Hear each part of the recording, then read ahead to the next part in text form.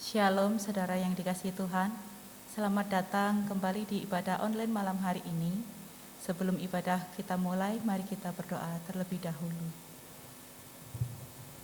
Ya Bapa kami dalam surga, Tuhan kami mengucap syukur atas segala berkat-Mu Tuhan yang telah Engkau berikan kepada kami ya Tuhan Yesus. Jika kami saat ini masih dapat menghirup udara segar Tuhan, kami bersyukur Tuhan Yesus Engkau setia melindungi kami Tuhan. Engkau menjauhkan kami dari segala penyakit ya Bapa. Itu semua berkat anugerah-Mu ya Tuhan. Terima kasih Tuhan Yesus. Sebentar kami akan memulai ibadah online hari ini ya Tuhan. Kami serahkan ibadah kami ke dalam tangan-Mu Tuhan. Dari awal sampai akhir, kiranya Engkau yang berkuasa atas kami. Terima kasih Bapa. Haleluya. Amin. Yesus Juru Selamat kita, Dia tempat perlindungan, Dia Allah yang setia. Yesus Juru Selamat.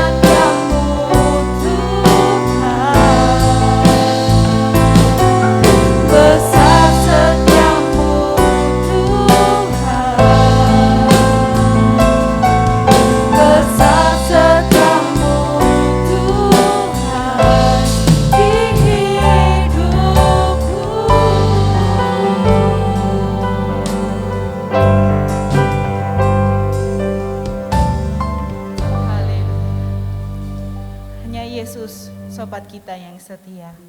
Dia tak pernah meninggalkan kita sendiri. Ada satu sobatku yang setia.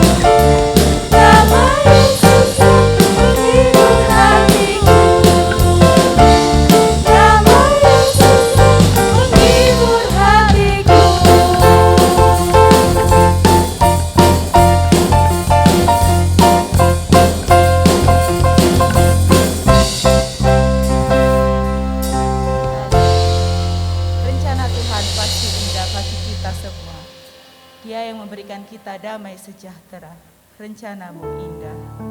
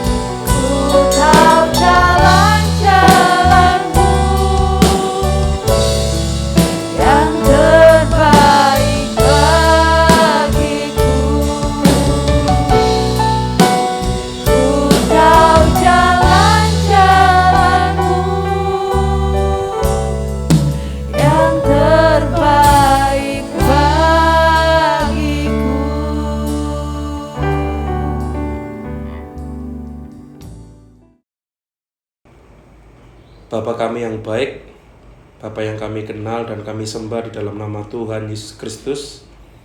Kami bersyukur buat setiap hari Tuhan, anugerah-Mu Engkau limpahkan pada setiap kami Bapa. Bahkan hari ini kami boleh beribadah walau online. Kami tahu rencana-Mu indah bagi kami. Setiap apapun yang terjadi dalam kehidupan kami, Engkau yang mengatur Tuhan. Engkau yang pegang kendali atas semuanya ya Bapa. Kami serahkan hidup kami, masa depan kami dalam tangan-Mu. Kami akan percaya semua akan Engkau jadikan indah pada waktunya. Biarlah iman kami makin hari makin bertambah teguh di dalam Engkau Tuhan. Kami juga berdoa untuk diri kami. Biarlah Engkau berikan kesehatan kepada setiap kami Bapa. Kami juga berdoa untuk keluarga kami. Engkau juga berikan kesehatan dan perlindungan-Mu nyata atas setiap keluarga kami ya Tuhan Yesus. Biarlah pujian penyembahan yang sudah kami naikkan boleh menyenangkan hati Engkau yang di surga. Dan sebentar kami akan mendengarkan firman-Mu. Biarlah firman ini boleh tertanam dalam hati kami, menguatkan setiap kami ya Tuhan. Terima kasih Bapa, sertai kami dari awal pertengahan sampai akhir daripada firman Tuhan. Hanya dalam nama Tuhan Yesus, haleluya, amin. Shalom, selamat malam Bapak Ibu Saudara-saudari yang dikasihi Tuhan. Hari ini kita bertemu dalam ibadah online, tetap dalam pendalaman Alkitab. Seri yang ke-11 ya, dari 2 Korintus pasal yang ke-11. Nah, saya langsung memulai saja. Saya bagi menjadi 4 bagian. Ya, di 2 Korintus pasal 11 ini saya bagi menjadi 4. Ya. Yang pertama ayat 1 sampai ayat yang keempat. Saya langsung saja akan masuk dalam firman Tuhan pada ayat yang keempat. Jadi saya ambil intisarinya dari bagian pertama ayat 1 sampai ayat keempat. Saya masuk langsung pada ayat yang keempat. Sebab kamu sabar saja jika ada seorang datang memberitakan Yesus yang lain daripada yang telah kami beritakan, atau memberikan kepada kamu roh yang lain daripada yang telah kamu terima, atau Injil yang lain daripada yang telah kamu terima. Bapak Ibu Saudara, kita akan melihat dalam versi terjemahan yang lain dalam BIS. Saya bacakan kembali. Sebab rupanya kalian senang saja menerima orang yang datang kepadamu dan mengajar tentang Yesus yang lain, bukan Yesus yang kami perkenalkan kepadamu. Dan kalian mau juga menyambut roh dan kabar baik yang sama sekali berlainan dengan roh Allah dan kabar baik yang pernah kalian terima dari kami. Nah, ini adalah kisah atau lanjutan dari pasal 10, di mana minggu yang lalu, Jumat yang lalu sudah saya sharingkan tentang bagaimana Rasul Paulus mencoba untuk menaruh dirinya di bawah kaki Tuhan, karena dia tahu bahwa perlawanan di saat memberitakan Injil, perlawanan di saat membangun jemaat, perlawanan di saat melayani Tuhan itu cukup besar. Perlawanan bukan hanya dari iblis ya Bapak Ibu, bukan hanya dari roh jahat ya, tetapi memang roh jahat memakai manusia untuk bisa menyerang hamba-hamba Tuhan. Termasuk apa yang dilakukan oleh Rasul Paulus ini mendapatkan banyak tekanan. Ya, dia sendiri mengalami berbagai macam masalah saat dia melayani Tuhan. Tetapi dia juga mengalami masalah dari pihak luar. Bagaimana pihak luar menentang dia, bagaimana pihak luar mencoba untuk membelokkan firman Tuhan. Dan di ayat yang keempat dari pasal yang ke-11 ini adalah lanjutan dari pasal-pasal sebelumnya, terutama pasal yang ke-10. Dan di ayat yang keempat yang saya ambil, ternyata di dalam jemaat Korintus itu terjadi juga ada beberapa hal yang terjadi di gereja atau beberapa daerah Bapak Ibu. Apa yang terjadi? Ternyata ada orang-orang yang menganggap dirinya lebih penting daripada hamba Tuhan. Ada orang-orang yang menganggap dirinya lebih penting, lebih hebat daripada hamba-hamba Tuhan. Dan dia mengklaim dirinya, ada yang mengklaim dirinya rasul, ada yang mengklaim dirinya nabi, ada yang mengklaim dirinya pengajar, ada yang mengklaim dirinya lebih daripada pendeta, ada yang mengklaim dirinya adalah utusan daripada Tuhan. Dan ternyata orang-orang yang seperti ini tuh bisa masuk dalam perkumpulan-perkumpulan anak Tuhan. Seperti yang sudah diingatkan dan sudah ditulis oleh Rasul Paulus, mereka ini sudah masuk dalam komunitas-komunitas Kristen. Dan anehnya bagi saya, pada zaman-zaman awal pemberitaan firman Tuhan, di mana para rasul sudah memberitakan Injil Kerajaan, tapi juga masih ada orang-orang yang percaya kepada orang-orang yang palsu seperti ini. Kenapa saya bilang palsu? Karena Rasul Paulus sendiri yang mengatakan mereka mengajarkan Yesus yang lain. Artinya seperti ini. Yesus yang diajarkan oleh para rasul, Yesus yang diajarkan oleh Paulus adalah Yesus yang sebenarnya yang kita sembah. Tetapi orang lain seakan-akan mengajarkan tentang Yesus, tapi bukan Yesus yang kita sembah. Mereka menganggap diri mereka adalah Yesus atau Mesias. Mereka menganggap diri mereka adalah orang yang istimewa. Mereka menganggap diri mereka adalah orang-orang yang layak untuk mendapatkan penghormatan. Mereka mengajar, mereka mencoba untuk mempengaruhi orang lain. Dan memang hal ini terjadi dari zaman Rasul Paulus sampai zaman sekarang. Dan mungkin di zaman-zaman ke depan mungkin ada Bapak Ibu. Gereja sudah settle, gereja sudah memiliki dogma, gereja sudah memiliki pengajaran. Ada orang masuk di situ, ternyata ada jemaat yang ikut di dalamnya. Jemaat ini yang notabene landasannya kurang kuat, yang landasannya adalah bukan daripada iman kekristen yang benar, maka jemaat yang seperti ini mudah untuk terpengaruh dengan ajaran lain. Makanya Rasul Paulus mengingatkan, kalian kok lebih percaya pada rasul palsu? Kalian kok lebih percaya pada guru-guru palsu dibanding kami yang mengajar Yesus yang sebenarnya? Kalian justru menyambut mereka dengan bahagia. Kalian justru menyambut dan berkata bahwa ini ajaran yang benar. Nah, Rasul Paulus mencoba mengingatkan jemaat yang ada di Korintus. Mereka bukanlah pengajar yang benar. Mereka bukanlah rasul yang benar. Mereka adalah orang-orang yang mencoba untuk membelokkan pengajaran daripada Tuhan. Nah, itu yang saya katakan di awal tadi. Rasul Paulus mendapatkan tekanan dalam dirinya. Dia memiliki masalah pribadi. Tetapi juga Rasul Paulus mendapatkan tekanan dari ajaran orang lain, di mana orang berkata bahwa mungkin Rasul Paulus ini nggak layak jadi pengajar karena kesalahan, karena kelemahan, karena kekurangan ABCD Bapak Ibu. Dan orang-orang yang seperti ini entah datangnya dari mana, entah dia belajar dari mana. Ya kalau saya lihat sih dalam apa yang sudah saya ajarkan di kampus, saya berkata bahwa memang mereka berangkat dari pola pikir mereka sendiri. Mereka merenungkan, mereka mencari yang namanya ilmu filsafat, mereka mencari yang namanya ilmu tentang alam, mereka mencari ilmu yang namanya tentang perbintangan, mereka mencari ilmu yang namanya tentang sekitar, dan mereka menjadikan satu itu, dan mereka berkata bahwa ini ajaran saya yang paling benar. Dan pendeta itu, atau rasul itu, atau pengkhotbah itu nggak benar. Saya adalah orang yang diutus oleh Tuhan, saya yang benar.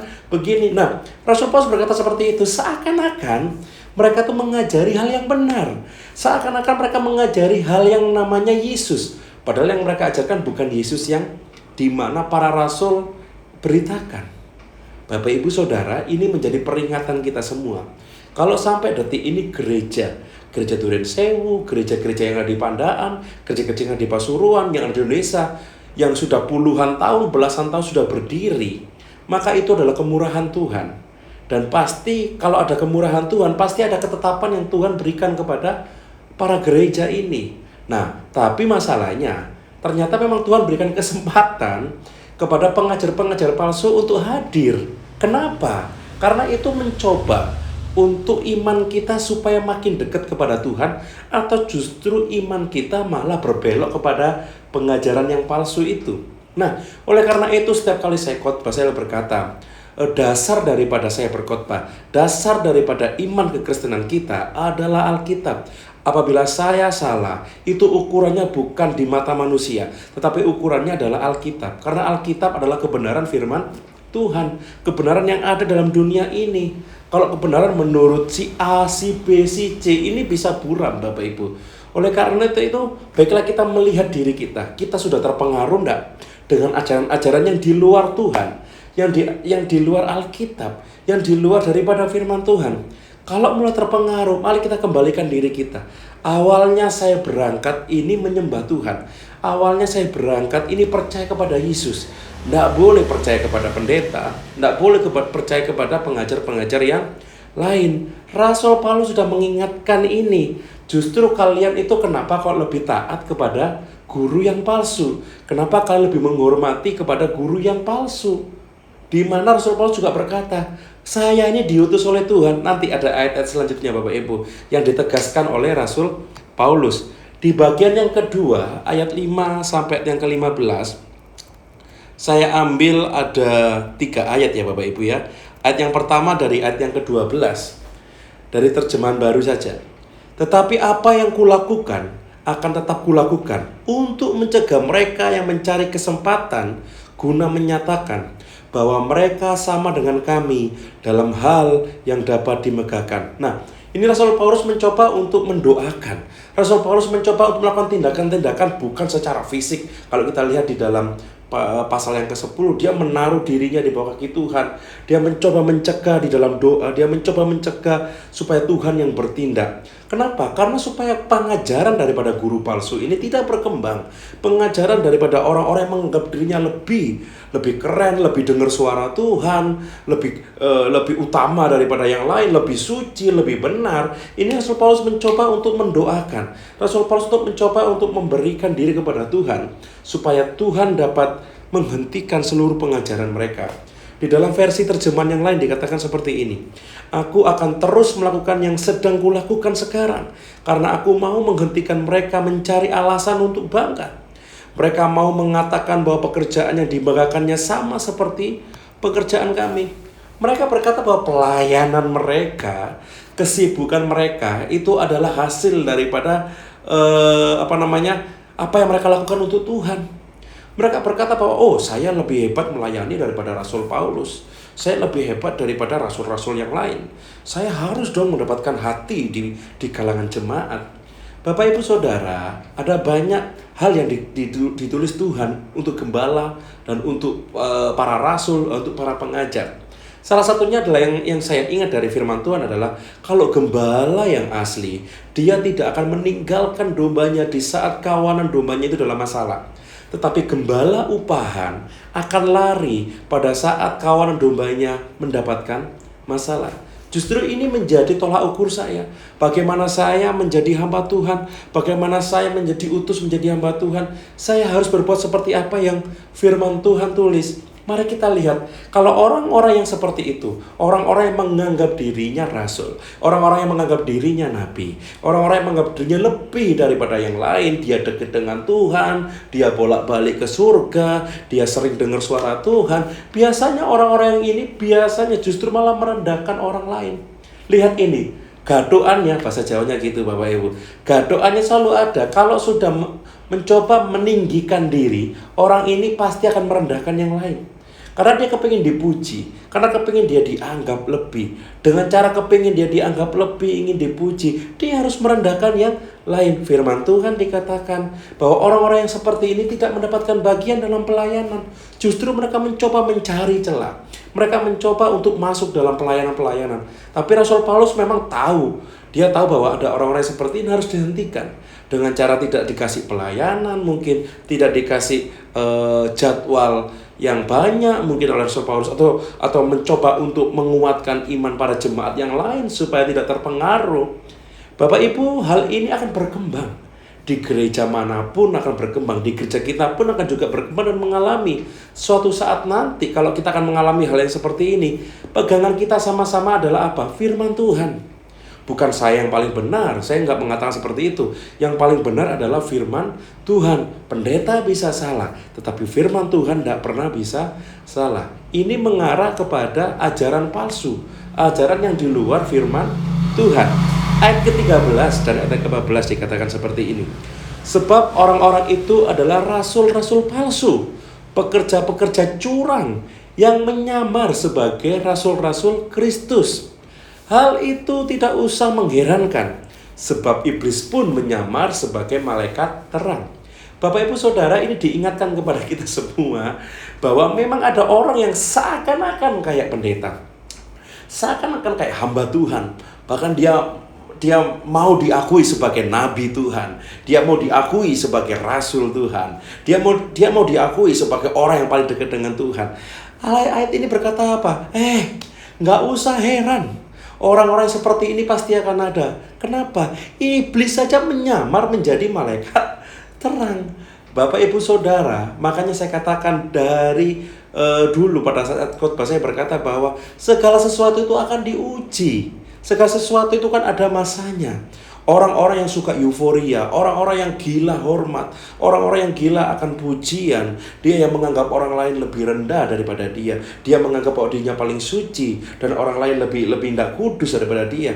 Orang-orang yang seperti pasti ada. Kenapa? Jangan heran, karena iblis pun bisa menyamar menjadi malaikat terang yang pernah saya katakan kan, kalau di gereja itu malaikat bisa sungkan, aduh gila ya orang ini melebihi malaikat, kayaknya kudus banget. Kalau menyembah angkat tangan, kalau menyembah suaranya, kalau dia mendengarkan firman Tuhan dia kayak gini, aduh luar biasa baik.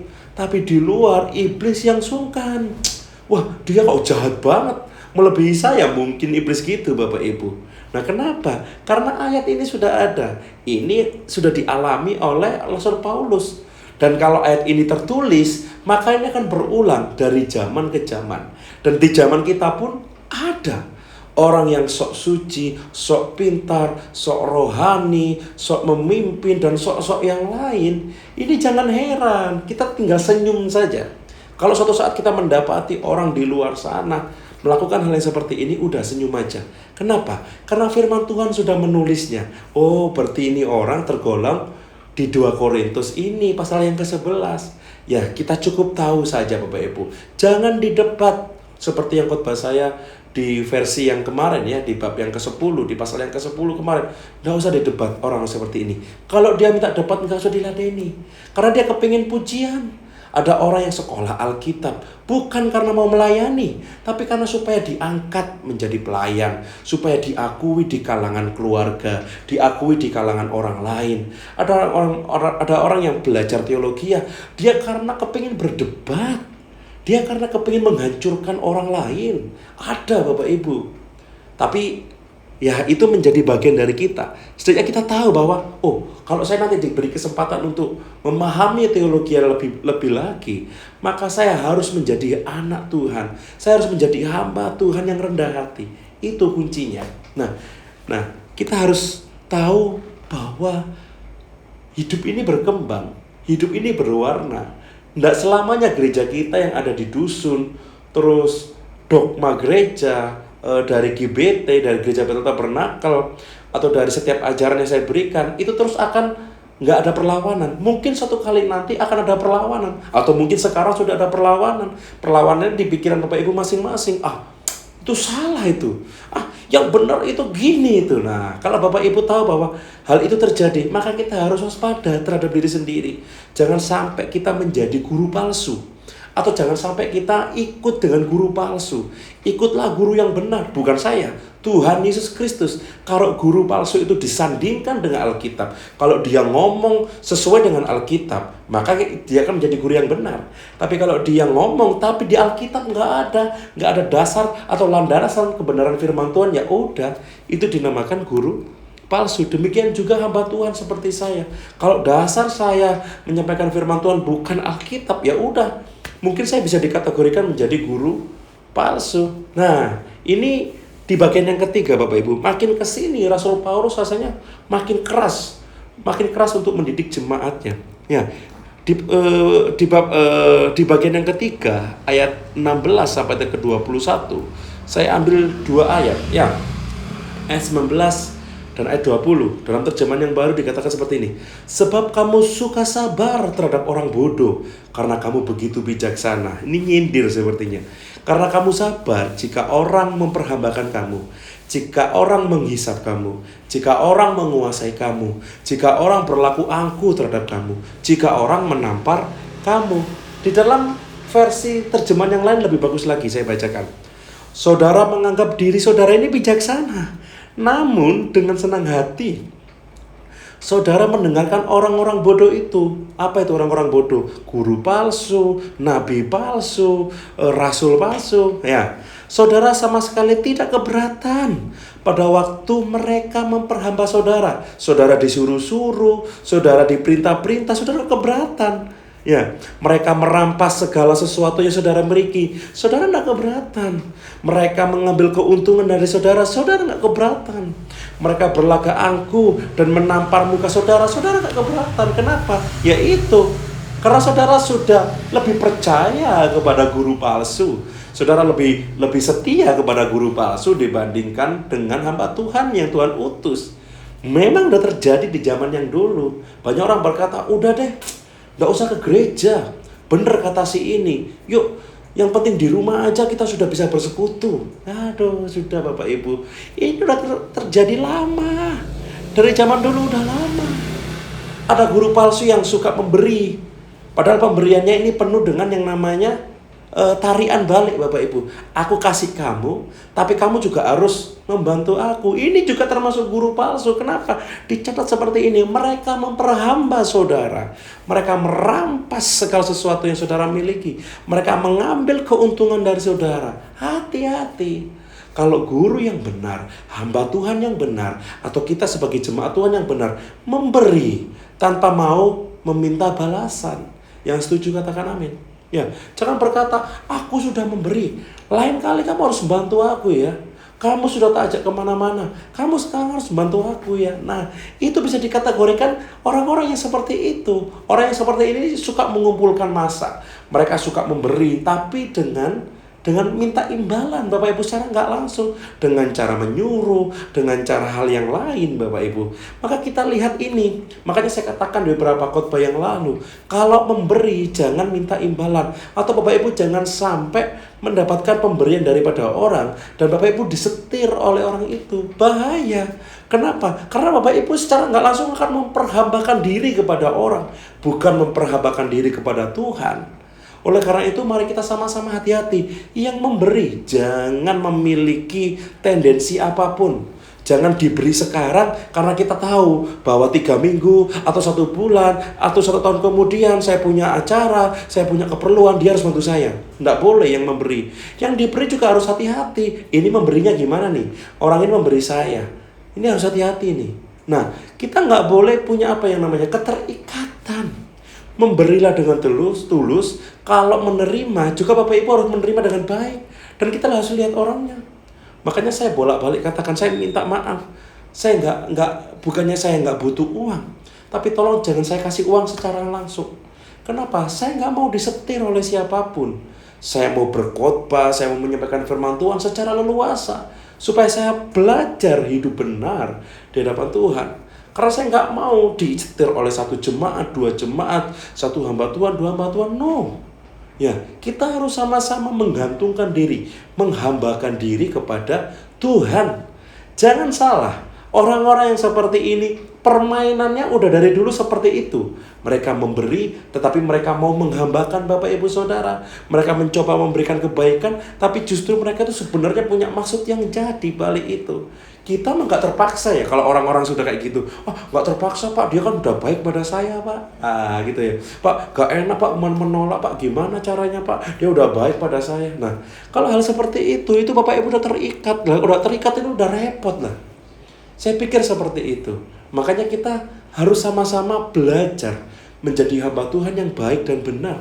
Memberilah dengan tulus. Jangan ada tendensi atau motivasi lain. Ya, kalau diberi yang bersyukur. Jangan sampai dirimu terikat dengan orang. Diri kita nggak boleh terikat dengan apapun. Terikat dengan uang. Apalagi terikat dengan manusia. Kita hanya boleh terikat dengan satu hal, yaitu Tuhan Yesus Kristus. Yang setuju katakan amin. Amin. Makanya saya berharap Bapak Ibu jemaat Tuhan yang mendengarkan khotbah ini berubah. Kita boleh menyadari bahwa kita kalau diberi itu harus dengan bersyukur. Tapi kita nggak boleh terikat. Satu sisi kalau kita memberi, sekali lagi, jangan dengan tendensi atau motivasi apapun. Itu nggak baik. Itu kurang baik itu menurut saya. Ya, saya berharap kita sama-sama boleh belajar firman Tuhan ini. Karena yang terakhir, di bagian yang keempat, ayat 22 sampai 33, saya hanya ambil ayat 22 dan 23 dalam versi yang lain saya bacakan. Apakah mereka orang Ibrani? Aku juga. Apakah mereka orang Israel? Aku juga. Apakah mereka keturunan Abraham? Aku juga. Apakah mereka melayani Kristus? Aku melayaninya lebih banyak lagi. Ini Rasul Paulus seperti menegaskan, orang-orang palsu itu, guru-guru palsu itu mereka orang Ibrani. Ya, aku juga orang Ibrani. Guru-guru palsu itu menyebut diri mereka umat Tuhan. Ya, aku juga umat Tuhan. Nah, ini seperti yang Paulus tegaskan di pasal yang ke-10. Bahwa bagaimanapun kita sebagai hamba Tuhan harus saling menghargai dan menghormati. Bapak Ibu nggak boleh pandang bulu. Oh, ini hamba Tuhan gereja besar harus dihargai. Oh, ini hamba Tuhan gereja kecil alah biasa aja. Oh, ini hamba Tuhan yang tua dihargai. Oh, ini hamba Tuhan yang kecil alah biasa aja. Oh, ini hamba Tuhan yang punya mobil dihargai. Oh, ini hamba Tuhan yang naik motor alah biasa aja. Nggak boleh seperti itu. Kita harus menghargai setiap orang, semuanya sama. Hamba Tuhan kecil, hamba Tuhan besar, pendeta kecil, pendeta besar, jemaat kecil, jemaat besar, jemaat kaya, jemaat miskin, semuanya harus kita hargai. Kenapa? Karena kita sama-sama debu di mata Tuhan. Kita itu bisa melayani, itu bukan karena kebiasaan kita, tapi karena semua kemurahan Tuhan. Oleh karena itu diingatkan kembali, tetap di dalam janji firman Tuhan, tetap di dalam kebenaran firman Tuhan, bahwa kita harus tahu kalau ada ajaran-ajaran palsu, mari kita taklukkan diri kita di bawah kaki Tuhan. Semua ajaran harus ada di bawah koridor kebenaran Alkitab atau kebenaran firman Tuhan. Demikian firman Tuhan, mari kita berdoa. Terima kasih buat hari ini, kami diingatkan kembali Tuhan, supaya kami makin teguh di dalam pengajaran akan Engkau. Kami makin mengasihi Engkau Tuhan. Kami makin beriman di dalam Engkau ya Bapa. Mungkin ajaran palsu kami dengar, ajaran palsu pernah mungkin masuk dalam kami ya Tuhan. Tapi kami diingatkan kembali supaya kami kembali ke firman Tuhan. Karena hanya firman Tuhan, perkataan Tuhan yang tidak akan pernah berlalu dalam dunia ini ya Bapa. Memberkati setiap kami supaya kami tidak ikut arus dalam ajaran palsu, tetapi kami makin teguh di dalam Engkau. Kami makin mengasihi dan setia kepada Engkau. Sebentar kami akan istirahat ya Bapa. Biarlah Engkau tetap memberkati dan melindungi kami dengan segala kesehatan yang kami butuhkan Tuhan. Kami tahu bahwa Engkau tidak pernah meninggalkan kami ya Bapa. Kami tahu Tuhan Engkau mengasihi kami dan Engkau mencurahkan berkat yang besar kepada setiap kami yang juga mengasihi Engkau. Terima kasih Tuhan, sebentar kami akan pulang. Biarlah Tuhan memberikan berkat atas kami. Tuhan berkati kami dan melindungi kami. Tuhan menyinari kami dengan wajah-Nya dan beri kami kasih karunia. Tuhan menghadapkan wajah-Nya kepada kami dan memberi kami damai sejahtera. Kami pulang bawa berkat penyertaan dari Allah Bapa, Allah Putra dan Allah Roh Kudus. Cinta kasih dalam Tuhan Yesus Kristus hari ini sampai selama-lamanya. Kami alaskan doa ini hanya di dalam nama Tuhan Yesus Kristus. Haleluya. Amin. Selamat beristirahat. Tuhan Yesus memberkati kita semua.